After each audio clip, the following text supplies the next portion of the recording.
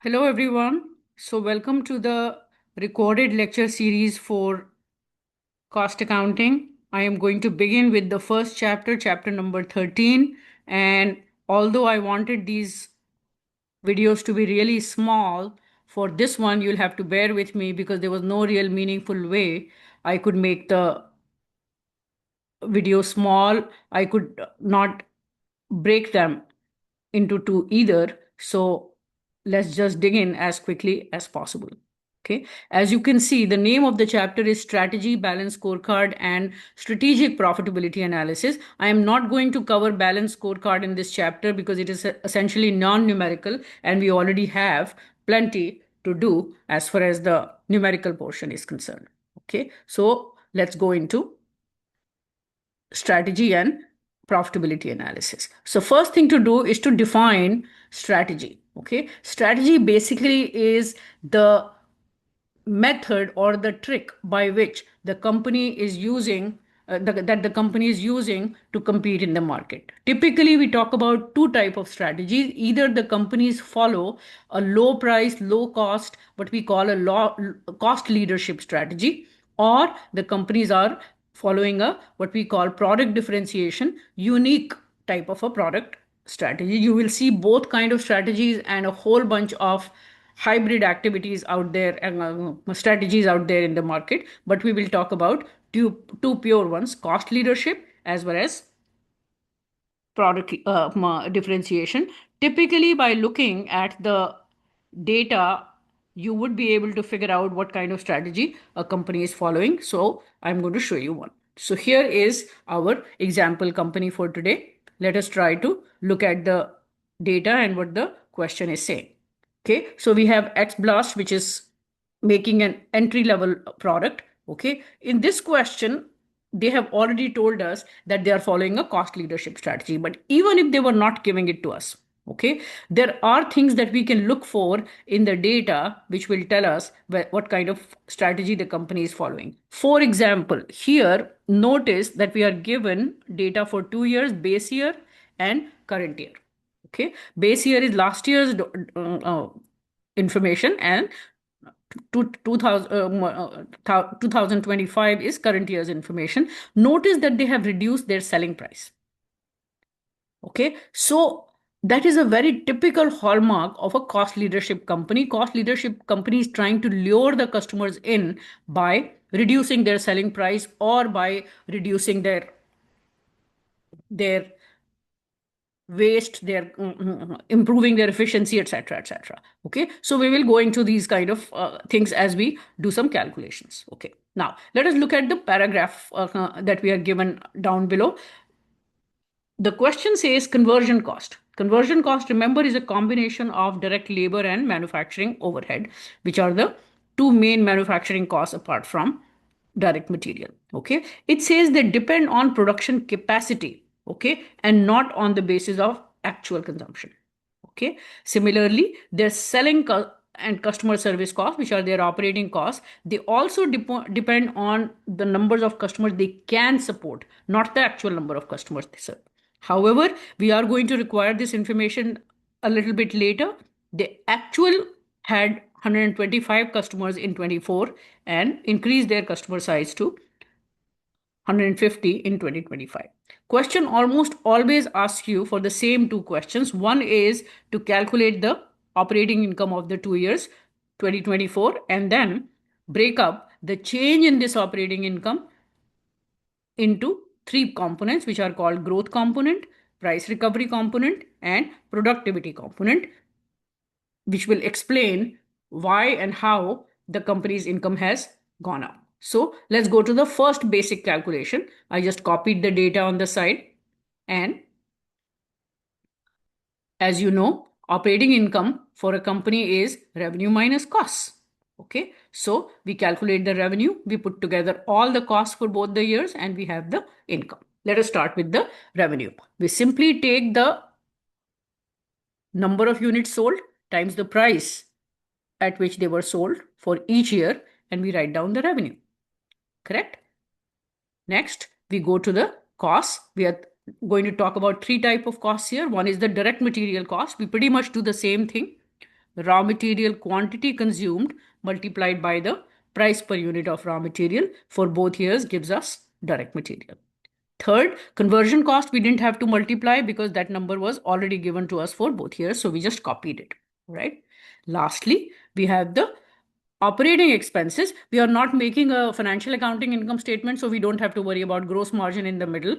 Since our job is to quickly get to the operating income number, we just subtract all the costs together. Here also, the costs are given to us, so we don't have to do any calculation. We just copy and we write down. We make a total of all the costs that we were given and we quickly subtract them from our revenue and we have operating income. Notice their operating income has gone up in the last 1 year, okay? And the amount of change is $396,000 favorable. Why favorable? Because income went up. Income going up has to be favorable, right? Okay, so this is basically your bread and butter, the starting point of almost every single question in this chapter. Now, the job is to say what happened. Why did my income go up by the amount that it went up? Was it because I grew? Is it because I charged a higher or a lower price? Is it because I became more efficient? So I'm going to ask each of these questions to myself and answer them one by one. Let's go into growth. I copied the information. I needed a lot of room, so I kind of copied it small. I hope we'll be okay. So I'm going to take the growth component first and break it up into revenue and cost. What is the idea? The idea is I want to say if I kind of silent the price effect, okay, and simply want to look at the growth effect, meaning if everything else remained the same, okay, my revenue went up because I sold more units. Okay, so I'm multiplying the change in number of units sold by the base price. I'm not taking the current year's price because I do not want to confuse my growth effect with my price effect. So I simply say I grew because I sold 10,000 more units. 10,000 more units sold at the price of 125 in the base year would have gotten me $1.25 million of extra revenue. Okay, that is purely due to growth because I sold more units. Okay, then I talk about the second one, which is called the cost effect. Cost effect typically can be broken up into variable cost and fixed cost, although you will see that in this chapter, we are not going to have the growth effect from fixed costs ever, but I'll talk about that when I reach there. Let us concentrate on the variable cost growth. Okay, so variable cost growth basically requires the formula saying direct material required to produce 2025, which means current year's output in 2024. What does that mean? We are trying to figure out what was the standard usage of raw material last year. And if I were to apply that standard usage to this year, okay, what is the amount of raw material I would have used? Again, I'm silencing all other effects, simply looking at the growth effect. Okay, so here I want to first show you this calculation. Notice that in the base year, I used 18,000 kits of raw material and I produced 15,000 units with that, which means if I divide 18,000 kits by 15,000, it would tell me roughly I used 1.2 kit per unit. Okay, at that rate of consumption for the current year's output, okay, if I kept the same input output ratio, okay, I would have used 30,000 kits or 30,000 units of raw material. Okay, so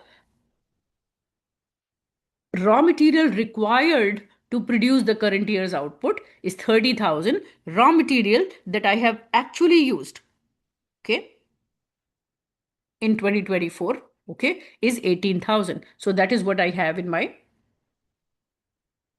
bracket inside, and I am multiplying it again with the price of the base year. Remember, I'm taking all the base year prices because I do not want to confuse my growth effect with my price effect. We are going to leave the price for the price recovery. So essentially we are going to simply try to look at the growth of raw material. Notice my direct material effect is coming out to be negative. Okay, so If you want to see why it is negative, I'm showing you another way to think about it. So I'm saying basically you would have needed 1.2 kit per unit. Okay. Extra number of units that you have produced. Okay. Okay. Are 10,000. Okay. So obviously you are going to require extra cost. Okay. So for these extra 10,000 units, you are going to require at the rate of $30, okay, per unit, and the rate of consumption $360,000 extra, which means requiring more money, although it is leading to more sales, is still costly. So that is why my cost effect is sort of unfavorable because my cost is going to go up. Okay.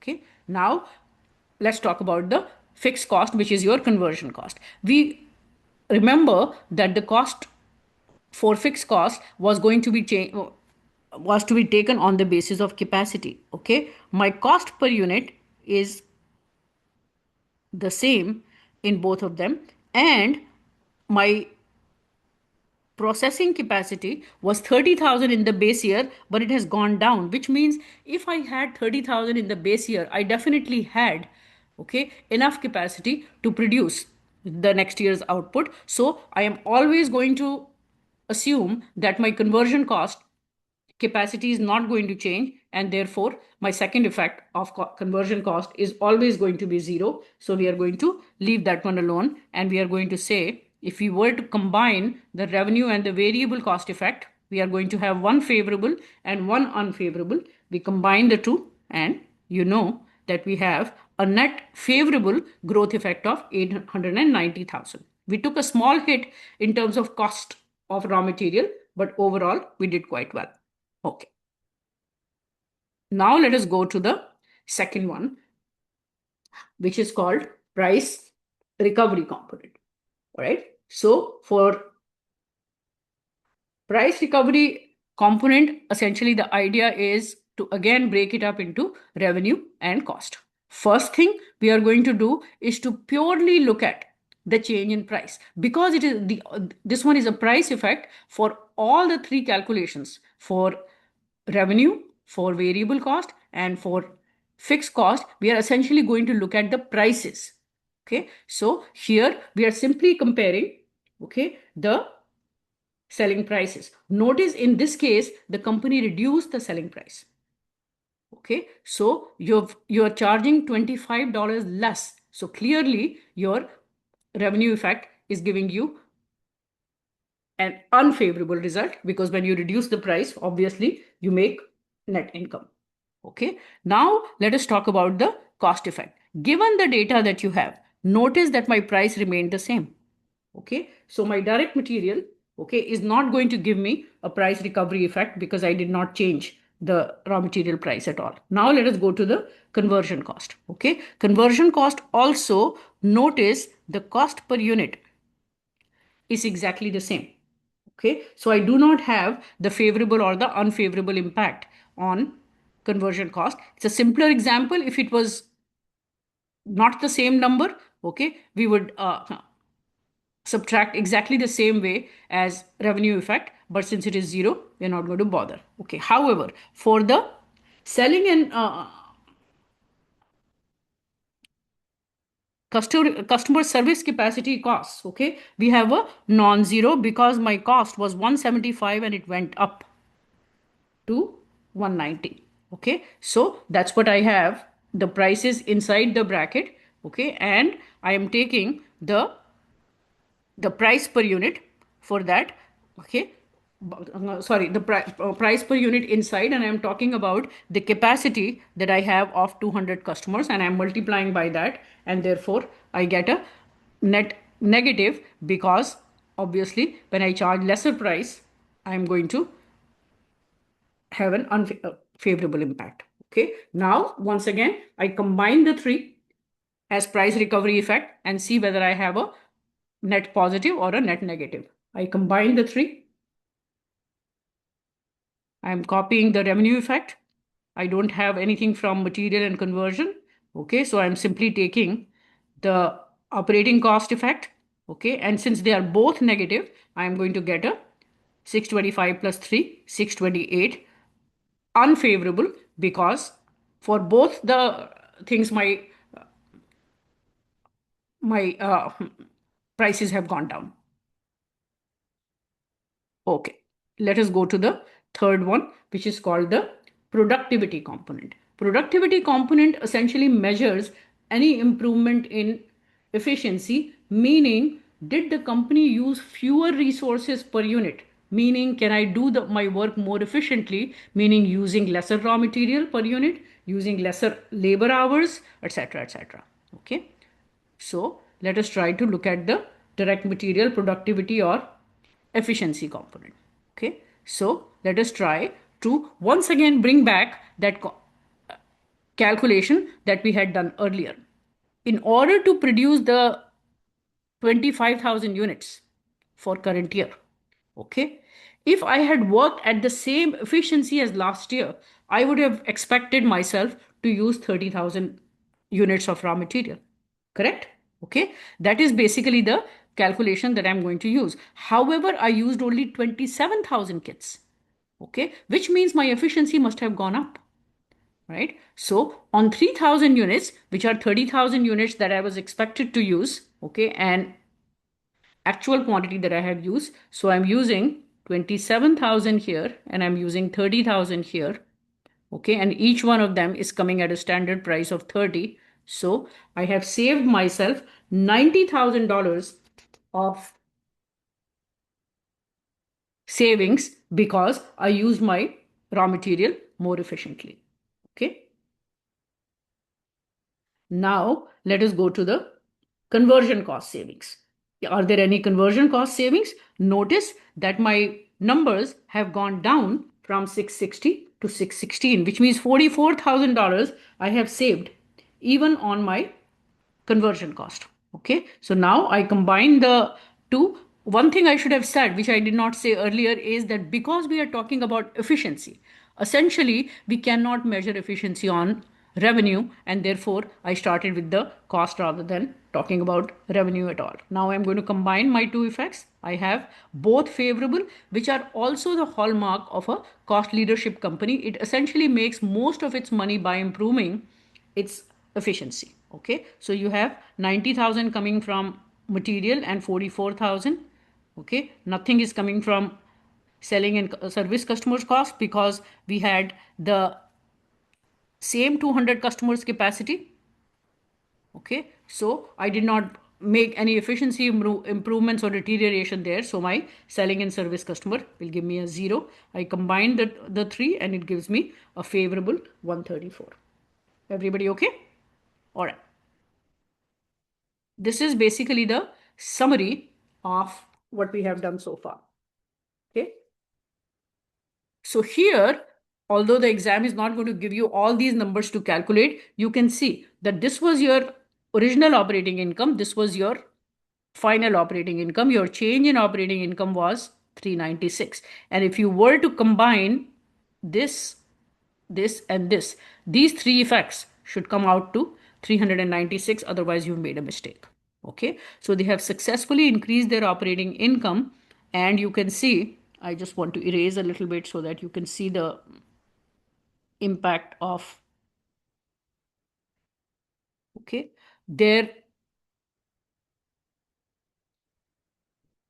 largest favorable has come from selling a lot more because they reduced the selling price. People really liked that they reduced the selling price and rewarded them a lot more. Okay, they did have to take a hit on price because their raw material cost remained the same, but they did not pass it on to the customers. They kept it with themselves, and then they improved some efficiency, and therefore the net effect is a $396,000 favorable. Okay, now we have one other question that we want to ask. Okay, same data. Okay, given what has happened so far, it's a natural question to ask for the company that yes, I did sell 10,000 units more. Okay, but did I sell all those units more because the size of my industry is growing or the size of my market share is growing, meaning people like my product proportionately more, or it is just that I am in an industry where everybody is selling more? Okay, so now what are we saying? We are given two additional data points. One is that the market grew by 25%. Okay, so now we are going to take the growth factor of the company and see how much of the growth came because of market size and how much came from the market share. All right, so the data is here. Okay, questions are here, and this is the three effects, so that if we need the dollar amount, okay, we are going to be able to pick it up from the bottom, although the font is small. Okay, now here is the calculation. Let us go over this slowly. Remember, my sales went up from 15,000 to 25,000 units, correct? So out of them, 25% of the original year's sales, okay, everybody would have expected to increase because the market size is going up by 25%, which means I would have expected 15,000, sorry, plus 3750 to be my sale for next year. Okay, but my sales are not 18,750, 15,000 plus 3750. My sales are 25,000, which means the extra 6,250 came simply because of my increase in market share. Everybody is growing by 25%. I actually grew by a lot more than that. Okay, so now the simple thing that I would expect you to do, okay, is to say that my growth effect is 890. Okay, what portion of my 890 has come from market size? Okay, 3750 divided by 10,000, okay, is coming from market size, and 6250, the other portion of the 10,000 units increase, okay, is coming from market share. Okay, rest of the other numbers that you have, you can simply figure out where else my increase has come from. One obviously has come from decrease in my selling price. This one has come from increase in the price of my uh, operating expenses, and then this one has come from my productivity. So all the other changes I have taken as it is, as they were before, but these two essentially are breaking up your growth effect of 890,000, which we had here, into, okay, how much is market size and how much is market share. Okay, the book kind of makes a long big deal out of it. We are going to kind of just keep this to break up of growth into market size and market share. That's all you're supposed to know. Okay, one last thing. Given that this is our data, let us look at two new questions and then we can finish. One thing is that the question wants to say how much is the cost of unused capacity, right? So we will talk about unused manufacturing capacity. And the second question is, suppose they can add or reduce their selling capacity. What will we do? Let's just concentrate on the first question. The first question is saying, what is the cost of unused manufacturing capacity? Okay, we are going to calculate it for manufacturing as well as for non-manufacturing. Okay, at the beginning of the current year based on actual production. Okay, that's a change because I wanted to emphasize this actual production and actual number of customers that I have served in 2025. Okay, we will come back to the second question in a minute. Let us just tackle the first one. Okay, how do we figure out what is our unused capacity? Okay, I just copied the questions here. Okay, so notice in the question, if you look at the amount of capacity that you have used, okay, 28,000, okay, at the price of 22, okay, the direct material kits that you have actually used are only 27,000, okay, which means you had the capacity this much, but you used only this much, which means 1,000 units worth of capacity you never used. Okay, and because capacity comes at a cost, I was trying to make a multiply sign here. This is the cost of unused manufacturing capacity. Similarly, you can do this one for the operating expenses also. You had the capacity to serve 200 customers, but you served only 150. Okay, so for 50 extra customers, because your cost of serving each customer in 2025 is 190. Okay, 190 multiplied by the unused number of customers that you did not serve, okay, gives you 9500. Okay, so this is the cost of unused capacity that the company has not used. Now the question comes that if they have all this capacity that they are not using, okay, why don't they reduce it? Okay, the question says they can reduce their capacity only in increments of 10 customers. Okay, which means if they have, like, for example, one sales agent or sales representative, if they fire him, only then they can reduce their cost, but he serves about 10 customers, so there is some kind of bundle cost. Okay, what is the maximum amount of cost that they could save, okay, by downsizing? So downsizing is a real thing in company. If they are not using their capacity, could they possibly downsize? That's the question we are asking. Okay, so they do have extra service for 50 customers. Okay, which is what we have here. Okay, they could reduce 50, okay, and save this much money. Okay, so that is the maximum amount they can use. Whether they would they can lose and save, whether they would actually lose all that capacity is not clear. Why? Their sales are growing. It is possible that next year their number of customers will grow. It is easier for you to cut the capacity, but it becomes much harder to increase the capacity. So although they can reduce their capacity and save $9,500 for non-manufacturing, for example, okay, they are probably going to not reduce all of it. It's up to them how they do it, but that's the way to do the calculation. Okay, it was already a longish chapter, so I'm going to stop here and see you soon with the next video. Have a great day.